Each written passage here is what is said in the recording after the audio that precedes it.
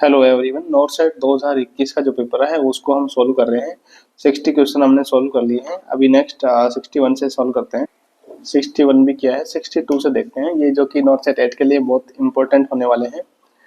Question number 62 है, neonate and infant come with the choking, which is the best method to treat such patients. तो एक patient है neonate और infant, इनमें क्या है, चोकिंग है। ठीक है, चोकिंग हो रखा है, तो चोकिंग के लिए बेस्ट ट्रीटमेंट क्या रहेगा पेशेंट के लिए? ऑप्शन ए है, देखिएगा, 5 back slap and 5 chest thrust. Option B है 4 back slap and 5 chest thrust. And option C है 3 back slap and 3 chest thrust. And option D है हेमलिज मैन्युअर मेथड। तो देखिएगा, बच्चे के अंदर चोकिंग हो गया है, तो चोकिंग के लिए हमें क्या करना चाहिए? तो बच्चों में हमें करना चाहिए 5 बैक स्लैप करना चाहिए, उसके बाद 5 चेस्ट थ्रस्ट करना चाहिए। ठीक है, तो इसमें राइट आंसर रहेगा आपका ऑप्शन ए। यदि अडल्ट होता है तो अडल्ट के अंदर क्या करेंगे? हेमलिज मैन्युअर। ये किसमें करेंगे? अडल्ट में। इसको दूसरा नाम क्या है? इसका दूसरा नाम है abdominal thrust manual. Abdominal thrust. ठीक है, इसके अंदर क्या होता है, हम फिस्ट बनाएंगे, पेशेंट के पीछे खड़े होंगे और फिस्ट का जो हमारी फिस्ट है उसमें जो थंब वाला पार्ट है उसको कहाँ पे प्लेस करेंगे? उसको प्लेस करेंगे अम्बिलिकल जो है या फिर बेली बटन है, अम्बिलिकस जो है इसी को बोलते हैं बेली बटन, और जीफॉइड जो प्रोसेस है उनके बीच में। ठीक है, इसके बीच में हमें प्लेस करना है और क्या करना? 5 टाइम, 5 बार हमें इन एंड अपवर्ड उसको क्या करना है? मूव करना है, थ्रस्ट करना है, in and upward quickly thrust करना है। तो वो होता है हेमलिज मैन्युअर या फिर एब्डोमिनल थ्रस्ट मैन्युअर। ठीक है, जबकि बच्चों के अंदर करेंगे 5 back slaps and 5 chest thrust. और यदि ओबेस पेशेंट है या फिर प्रेग्नेंट है तो उसमें क्या करना है? हमें चेस्ट थ्रस्ट करना होता है, चेस्ट थ्रस्ट। ठीक है, यदि प्रेग्नेंट लेडी जो है अनकॉन्शियस हो जाती है तो हम क्या करेंगे कि राइट साइड जो है उसकी राइट फ्लैंक रीजन में क्या रखेंगे? कुछ पिल्लो या ब्लैंकेट को रोल करके रखेंगे। क्यों रखेंगे? ताकि उसके अंदर सुपाइन हाइपोटेंशन से प्रिवेंट किया जा सके, सुपाइन हाइपोटेंशन उसमें ना हो। ये क्वेश्चन आए हुए हैं इसलिए मैं बता रहा हूँ ना। नेक्स्ट है question number 63, identify the blade size. तो देखो यहाँ पे ब्लेड का साइज दिया गया है, ये कौन से साइज की ब्लेड है? ठीक है, यहाँ पे ऑप्शन ए है 11, 15, 21 और 22। देखिए यहाँ पे ना, इसमें तो डायग्राम में थोड़ा दिख रहा है कि ये 11 लिखा हुआ है, लेकिन वो इसको ब्लर्ड कर देते हैं, वो दिखने नहीं देंगे आपको। ऐसे ही दिखना है कि कितने नंबर का। तो ये इस टाइप से जो ब्लेड होती है ना आगे से शार्प करके, तो ये 11 नंबर की ब्लेड होती है। यहाँ पे देखिएगा कुछ ब्लेड्स में दिखा देता हूँ। 11 नंबर की इस टाइप से होती है, ये 11 नंबर है। ठीक है, 12 नंबर की जो है थोड़ी सी कर्व्ड होती है आगे से, है ना। और 15 नंबर की भी आती है कई बार, तो 15 नंबर की छोटी होती है और इस टाइप से कर्व्ड होती है। ठीक है, 10 नंबर की इस टाइप से बड़ी होती है और 23 नंबर की भी ऐसी ही होती है, इस टाइप की। नेक्स्ट है question number 64, in placental attachment anchorage placenta attached with myometrium partial और इनकम्प्लीट। ऑप्शन ए है इनक्रीटा, ऑप्शन बी है एक्रीटा, ऑप्शन सी है परक्रीटा एंड ऑप्शन डी है बेटल डोर प्लासेंटा। तो देखिएगा, जब प्लासेंटा जो है कहाँ पे अटैच हो जाती है? मायोमेट्रियम में। मायोमेट्रियम क्या है? मस्कुलर लेयर है। तो मस्कुलर लेयर में जब चली जाती है तो उसको या फिर पार्शली या फिर कंप्लीटेड, तो उसको क्या कहेंगे? इनक्रीटा। ऑप्शन ए यहाँ पे राइट आंसर रहेगा। बेटल डोर प्लासेंटा में क्या होता है? जब प्लासेंटा जो है अम्बिलिकल कॉर्ड का जो है, अम्बिलिकल कॉर्ड है वो प्लासेंटा से कहाँ पे अटैच होती है? नॉर्मली सेंटर में अपने अटैच होती है, जबकि इसके अंदर वो कहाँ पे अटैच होगी? उसके कॉर्नर पे अटैच होगी, तो उसको बेटल डोर कहते हैं। Next question number 65, which of the following anti tuberculin drugs cause peripheral neuropathy. तो एंटी ट्यूबरकुलिन ड्रग्स में से कौन सी ऐसी ड्रग है जो पेरिफेरल न्यूरोपैथी कॉज करती है? इसका राइट आंसर रहेगा आपको आइसोनियाजिड। आइसोनियाजिड क्या करती है? पेरिफेरल न्यूरोपैथी कॉज करती है। रिफाम्पिसिन से क्या होता है? ऑरेंज कलर यूरिन होता है। ठीक है, डेप्सोन जो है ये ड्रग है ही नहीं। डेप्सोन एंटी ट्यूबरकुलिन ड्रग नहीं है।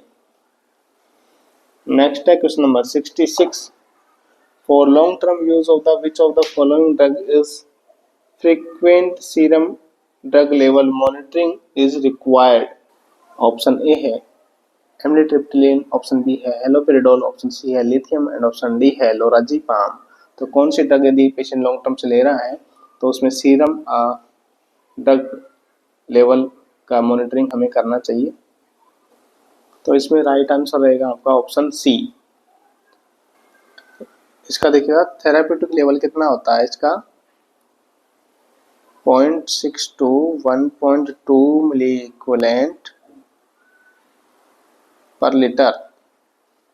Next question number 67। All of the following condition use contraception accept.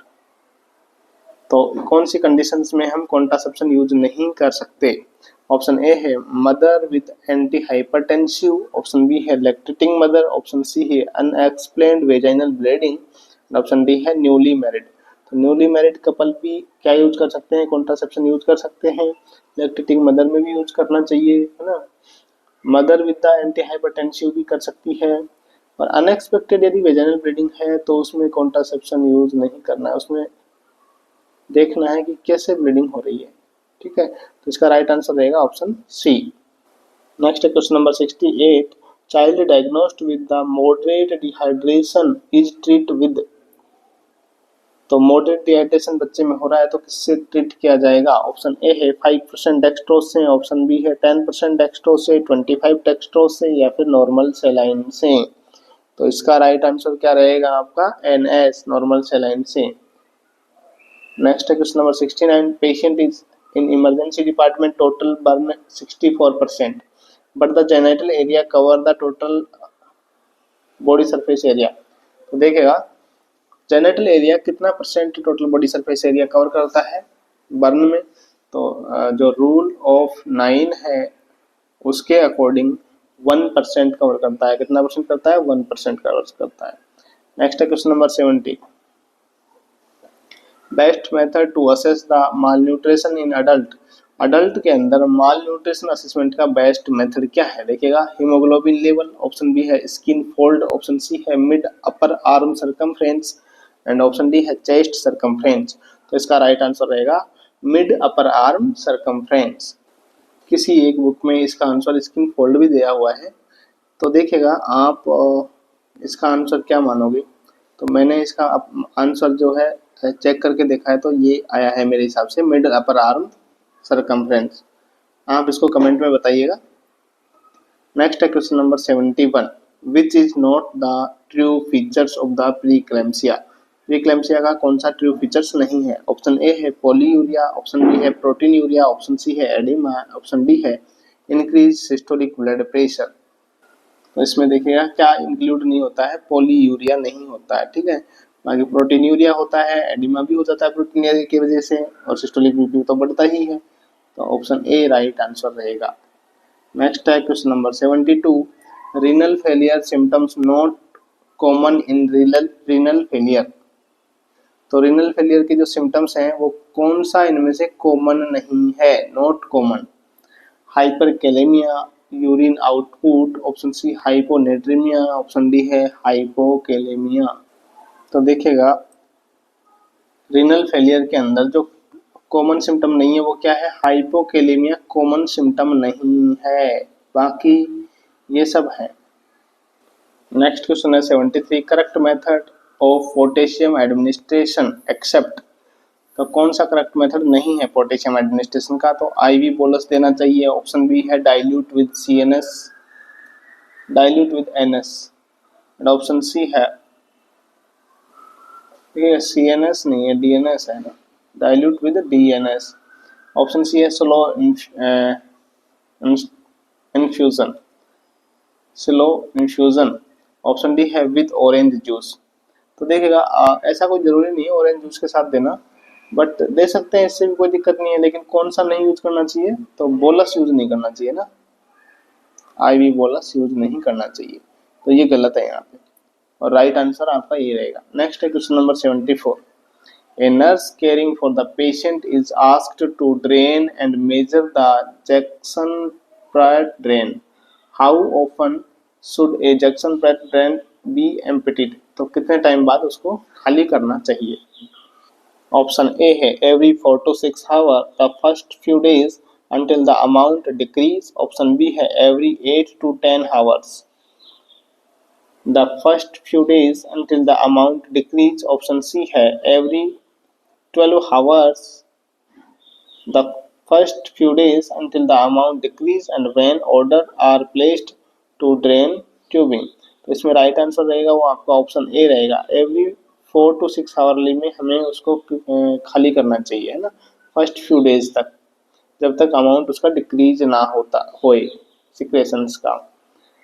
Next है question number 75। Identify this instrument used in resuscitation. तो यहाँ पे देखिए डायग्राम दिया गया है, ये डायग्राम किस चीज का है, तो ऑप्शन दे रखा है एंडोट्रेकल ट्यूब, ईटी ट्यूब का है, ऑप्शन बी है लेरिंजियल मास्क एयरवे का है, option C airway and option D spirometer. तो देखिएगा ये कई बार शॉर्ट फॉर्म भी आ जाती है इसकी LMA करके, तो ये है लेरिंजियल मास्क एयरवे। क्या है ये? Laryngeal mask airway. Right answer आपका ऑप्शन बी रहेगा। नेक्स्ट है question number 76। After the closure of foramen ovale is known as.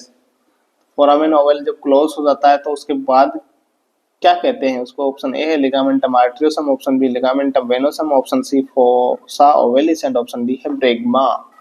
तो देखिएगा जब बच्चा होता है तो उसके हार्ट के अंदर जो है यहाँ पे एक फोरामेन रहता है, फोरामेन ओवल, ठीक है, इस चैम्बर्स के अंदर एट्रियम में।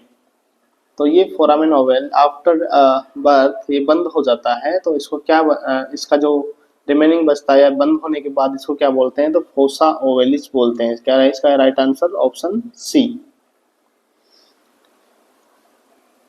और जो ब्रेगमा होता है ये क्या होता है? ब्रेगमा हम बोलते हैं जहाँ पे जो स्कल होता है बच्चे का, ये स्कल है मान लो बच्चे का,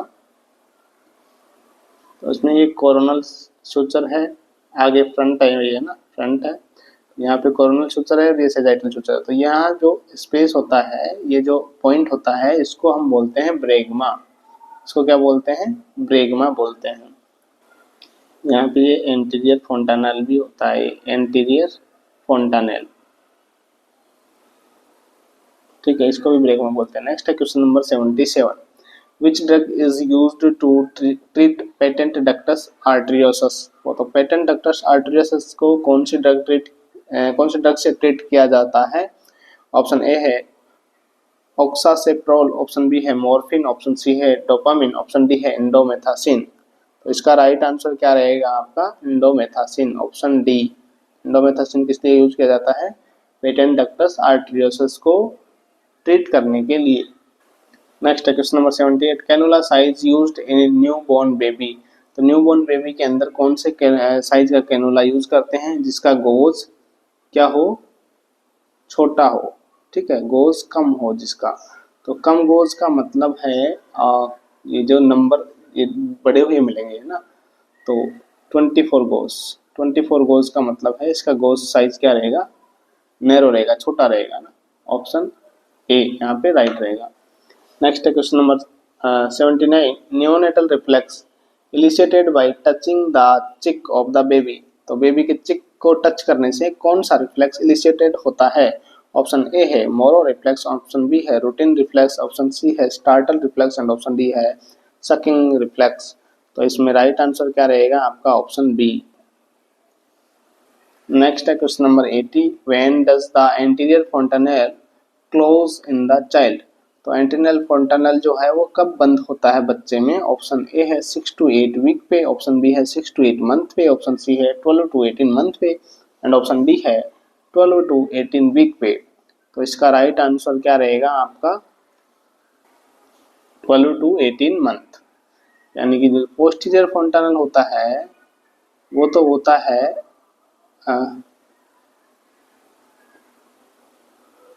6 to 8 वीक पे, ठीक है। 1.5 मंथ पे मान लो इसको आप, 1.5 मंथ। और एंटीरियर होता है वो कब होता है, 1.5 ईयर पे। नेक्स्ट है question number 81, which of the following is not a component of kangaroo mother care. तो इनमें से कौन सा जो कंपोनेंट है वो केएमसी का कंपोनेंट नहीं है। ऑप्शन ए है skin to skin contact, option B है सप्लीमेंट्री न्यूट्रिशन, ऑप्शन सी है exclusive breast feeding and option D है early discharge and follow up. तो इसमें राइट आंसर क्या रहेगा आपका, option B supplementary nutrition. KMC में क्या रहता है, एक्सक्लूसिव ब्रेस्ट फीडिंग रहता है और स्किन टू स्किन कांटेक्ट दिया जाता है, ये सप्लीमेंट्री फीडिंग नहीं दिया जाता है। और इसमें हॉस्पिटलाइज करने की भी जरूरत नहीं होती क्योंकि घर पे भी ये कर सकते हैं। नेक्स्ट है question number 82, cessation of the breathing for 20 second is known as. 20 second के लिए ब्रीथ सीज हो जाए तो उसको क्या कहेंगे, उस टर्म को क्या बोलेंगे। ऑप्शन ए है रेस्पिरेटरी अरेस्ट, ऑप्शन बी है respiratory distress syndrome and option C है एपनिया एंड ऑप्शन डी है ट्रांसिट टैकिपनिया। इसका राइट आंसर रहेगा आपका एपनिया। नेक्स्ट है question number 83, after the closure ductus arteriosus is known as. तो जो डक्टस आर्टरियोसस है वो क्लोज होने के बाद उसको क्या बोलते हैं। ऑप्शन ए है ligamentum arteriosum, option B ligamentum venosum, option C fossa ovalis and option D bregma. तो देखिएगा डक्टस आर्टरियोसस जो होता है उसको तो बोल लेते हैं लिगामेंटम आर्टरियोसम, और लिगामेंटम वेनोसम किसको किसको बोलेंगे, जो डक्टस वेनोसस होता है ना तो वो बनता है ये, और फोसा ओवलिस क्या बनता है, फोरामेन ओवल, ठीक है। नेक्स्ट है question number 84, for assessing the gestational age of pre term infant the nurse should use. तो प्री टर्म इन्फेंट का गेस्टेशनल एज यूज करना, चेक करना है तो क्या यूज करेगी नर्स। ऑप्शन ए है palmar creases and option B है reflex stability, option C breast bud size and option D head to toe length. Palmar creases इसमें राइट आंसर रहेगा। पाल्मर क्रेसिस क्या होता है, जो फोल्ड होते हैं इन पाम, पाम के अंदर जो फोल्ड होते हैं लाइनिंग होती है ना, उन्हीं को बोलते हैं। तो प्री टर्म बेबी में ये इसको चेक किया जाएगा, इससे पता लगा लिया जाएगा कि प्री टर्म है कि नहीं है। नेक्स्ट है question number 85, what should ANM teach mother for starting the supplementary food of the baby after 6 month. तो आफ्टर 6 मंथ के बाद सप्लीमेंट्री फीडिंग स्टार्ट करना है तो एएनएम क्या टीच करेगी मदर को। ऑप्शन है continue breast feeding for at least 2 years, discontinue breast feeding, start supplementary food with the fried food, option D है start with the raw food. तो देखिएगा रो फूड से स्टार्ट नहीं करना है और फ्राइड फूड से भी स्टार्ट नहीं करना है, हमें लिक्विड से स्टार्ट करना है सप्लीमेंट्री जब भी हम स्टार्ट करते हैं तो। और ब्रेस्ट फीडिंग को डिसकंटिन्यू नहीं करना है, उसमें कंटिन्यू रखेंगे 2 साल तक। नेक्स्ट है question number 86, the nurse health educate the group of the middle aged women to undergo which of the following test for screening the cervical cancer। Cervical cancer के लिए कौन सा स्क्रीनिंग टेस्ट उसको करवाना चाहिए। ऑप्शन ए है Mantoux test, option B है ultrasonography, option C है fine needle aspiration cytology FNAC, option D है पेप स्मीयर। तो इसके राइट आंसर रहेगा पेप स्मीयर। मॉन्टेक्स टेस्ट किसके लिए किया जाता है, टीबी के लिए। इसमें क्या किया जाता है, प्यूरिफाइड प्रोटीन डेरिवेटिव इंजेक्ट किया जाता है इंट्राडर्मली और उसके 48 to 72 आवर्स बाद हमें रिजल्ट देखना होता है, ठीक है। इसमें पॉजिटिव रिजल्ट कब माना जाएगा, जब 10 mm से ज़्यादा हो। नेक्स्ट है question number 87, delivery of baby happen in which stage of labour. तो लेबर की 4 स्टेज होती हैं और कौन सी स्टेज में डिलीवरी ऑफ बेबी होता है, तो सेकंड स्टेज में बेबी का डिलीवरी होता है, ठीक है। राइट आंसर रहेगा आपका ऑप्शन बी। थर्ड में किसका डिलीवरी होता है, प्लासेंटा का, और ये 1 आवर ऑब्जर्वेशन है। फोर्थ स्टेज, फर्स्ट स्टेज में फुल डायलिटेशन ऑफ सर्विक्स से लेके सॉरी ट्रू लेबर पेन से, ट्रू लेबर पेन से लेके फुल डायलेटेशन ऑफ सर्विक्स तक फर्स्ट स्टेज ऑफ लेबर रहता है। नेक्स्ट है question number 88, which immunoglobulin can cross the placenta and can provide passive immunity to the newborn. तो इनमें से कौन सा इम्यूनोग्लोबुलिन जो होता है वो प्लासेंटा को क्रॉस करता है? IgG, IgE, IgM and IgA. इसका राइट आंसर क्या रहेगा आपका? ए, यानी कि आईजीजी जो है वो प्लासेंटा को क्रॉस करता है, जबकि आईजीए होता है ये किस में प्रेजेंट होता है? टीयर्स में। एक क्वेश्चन आया हुआ है कि टीयर्स के अंदर कौन सा हेमोग्लोबिन प्रेजेंट होता है? ये होता है IgA, tears, breast milk and body secretions जो भी हैं उनके अंदर ये प्रेजेंट होता है। ठीक है, आईजीई किसके लिए रेस्पॉन्सिबल होता है? एलर्जिक रिएक्शन के लिए। एलर्जिक रिएक्शन में ये बढ़ जाता है आईजीई।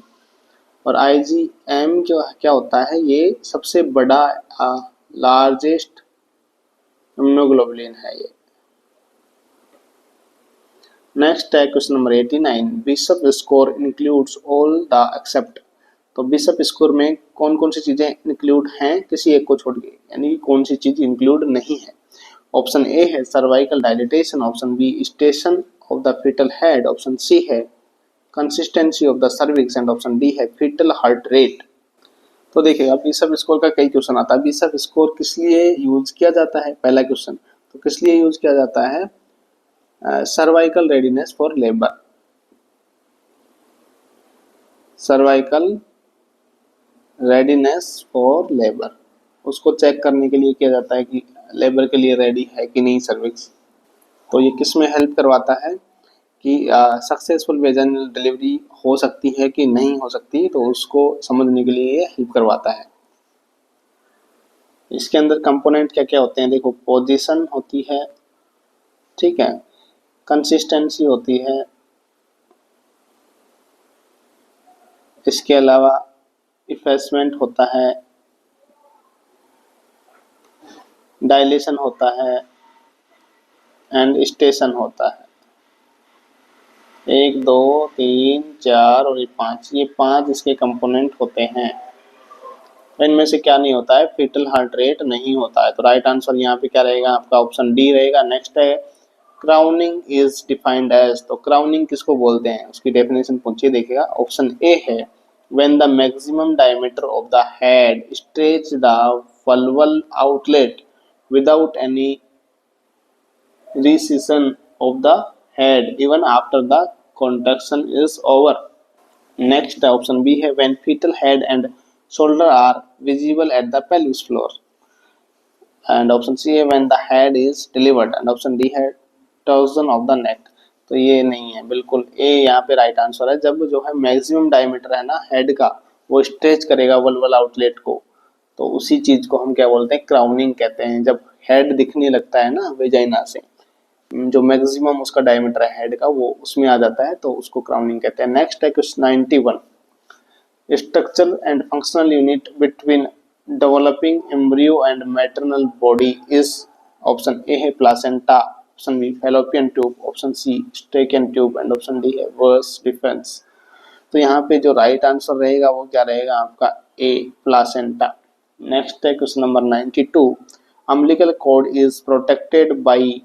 तो अम्बिलिकल कॉर्ड को कौन प्रोटेक्ट करता है? ऑप्शन ए है वर्निक्स कैसियोसा, ऑप्शन बी है एमनियोटिक फ्लूइड, ऑप्शन सी है blood of substitutes and option D है वाटसन्स जेली। तो देखिएगा अम्बिलिकल कॉर्ड को कौन प्रोटेक्ट करता है? Wharton's jelly. राइट आंसर क्या रहेगा आपका? Option D. वर्निक्स कैसियोसा क्या होता है? वाइटिस जो लगा रहता है बच्चे के ऊपर उसको बोलते हैं वर्निक्स कैसियोसा। एमनियोटिक फ्लूइड जो है एम्ब्रियो के चारों तरफ जो भरा रहता है उसको एमनियोटिक फ्लूइड बोलते हैं। नेक्स्ट है 93, disparity in relation between the fetal head and the maternal pelvis is called। तो fetal head and maternal pelvis का जो रिलेशन है उसको क्या कहेंगे? ऑप्शन ए है कॉन्ट्रैक्टेड पेल्विस, ऑप्शन बी है माल पोजिशन, ऑप्शन सी है unstable lie and option D है सीपीडी। तो यहाँ पे देखिएगा डिस्पैरिटी हो रहा है इस रिलेशन में, क्या हो रहा है, डिस्पैरिटी हो रहा है fetal head and maternal pelvis में। तो इसको बोलेंगे हम सिफेलोपेल्विक डिस्प्रोपोर्शन, सिफेलोपेल्विक डिस्प्रोपोर्शन। तो राइट आंसर आपका ऑप्शन डी रहेगा। नेक्स्ट है question number 94, out of the following which is considered as the positive sign of pregnancy, इनमें से पॉजिटिव साइन ऑफ प्रेगनेंसी कौन सा कंसिडर किया जाएगा। Option A fetal movement, option B changes of the uterus and option C है breast changes and option D है morning sickness. तो यहाँ पे राइट आंसर क्या रहेगा आपका, फीटल मूवमेंट। नेक्स्ट है question number 95, the symptoms that differentiates eclampsia from pre eclampsia. तो कौन सा सिम्टम्स एक्लेम्सिया और प्री एक्लेम्सिया को डिफरेंशिएट करता है। ऑप्शन है hypertension, option B seizure and option C ओएडेमा and option D है स्ट्रोक। तो इसमें राइट आंसर क्या रहेगा आपका, सीजर। सीजर डिफरेंशिएट करता है, जब सीजर आने लग जाएगा तो एक्लेम्सिया हो जाएगा, सीजर से पहले प्री एक्लेम्सिया। नेक्स्ट है question number 96, the most common cause of abortion in the first trimester. First trimester के अंदर अबॉर्शन का जो मोस्ट कॉमन कॉज क्या होता है। ऑप्शन ए है chromosomal abnormality, option B trauma, option C maternal disease and option D है RTI. RTI क्या है, रेस्पिरेटरी ट्रैक्ट इन्फेक्शन। तो ये तो नहीं होगा, ठीक है। तो कौन सा जो है मोस्ट कॉमन कॉज है अबॉर्शन का फर्स्ट ट्राइमेस्टर में। तो फर्स्ट ट्राइमेस्टर के अंदर यदि अबॉर्शन हो रहा है तो उसका मोस्ट कॉमनली कॉज होता है क्रोमोसोमल एबनॉर्मलिटीज। नेक्स्ट है question number 97, when a drug is to be given at bed time which of the following coded is instruction is usage. तो कौन सा इसमें एब्रीविएशन यूज किया जाएगा। ऑप्शन ए है SOS, option B OD, option C HS and option C AC. तो यहाँ पे राइट आंसर रहेगा आपका एट बैड टाइम का एचएस। तो देखिएगा इसका जो है लैटिन वर्ड है ये एचएस, इसका भी पूछ लिया जाता है कि एचएस का मतलब क्या होता है। तो एचएस का मतलब होता है एट बैड टाइम, ठीक है, एट बैड टाइम। और लैटिन में, इसमें लैटिन वर्ड में क्या होता है, एच का मतलब होता है होरा सोमनी। ओडी मतलब होता है once a day, once a day, day में एक बार। एसओएस जो होता है व्हेन रिक्वायर्ड, या जब इमरजेंसी हो तब। तो व्हेन रिक्वायर्ड इसका मतलब होता है व्हेन रिक्वायर्ड, और इसका लैटिन वर्ड में क्या होता है एस आई ऑप्स सिट। ये क्वेश्चन भी आने लग गए हैं आजकल ना, ये क्वेश्चन आया हुआ था एक बार, इसी का आया था शायद एचएस का। नेक्स्ट देखिएगा एसी का मतलब क्या होता है। एसी जो है ये लैटिन वर्ड होता है एंटी सीबम, इससे लिया गया है। इसका मतलब क्या होता है बिफोर मील, बिफोर मील। और पीसी भी यूज किया जाता है आफ्टर मील, आफ्टर मील यानी खाने के बाद, ठीक है। नेक्स्ट क्वेश्चन है 98, a clients come to the clinic with the bleeding nose which of the following instruction to the client is most appropriate. उसको नोज ब्लीडिंग हो रही है, ठीक है, तो उसमें कौन सा इंस्ट्रक्शन दिया जाएगा। ऑप्शन ए है sit up with your head tilt forward, बैठना है और हेड कहाँ टिल्ट करना है, फॉरवर्ड, ठीक है, आगे की तरफ। Grasp the nose, grasp the soft part of the nose firmly between your thumb and the forefinger। तो ये ही इसमें राइट आंसर रहेगा, ठीक है। उसमें हेड को क्या रखना है आपको, फॉरवर्ड टिल्ट करना है और ग्रास्प करना है सॉफ्ट पार्ट्स को, नोज को और थंब एंड फोरफिंगर के अंदर। तो उसको यही इंस्ट्रक्शन हम देंगे। बाकी देखिए ले डाउन नहीं करवाना है, ठीक है, सिट अप एंड बैकवर्ड लीन नहीं करवाना है, ले डाउन इसमें आ रहा है ये भी गलत है, ठीक है। तो इसलिए ये राइट आंसर ऑप्शन ए रहेगा।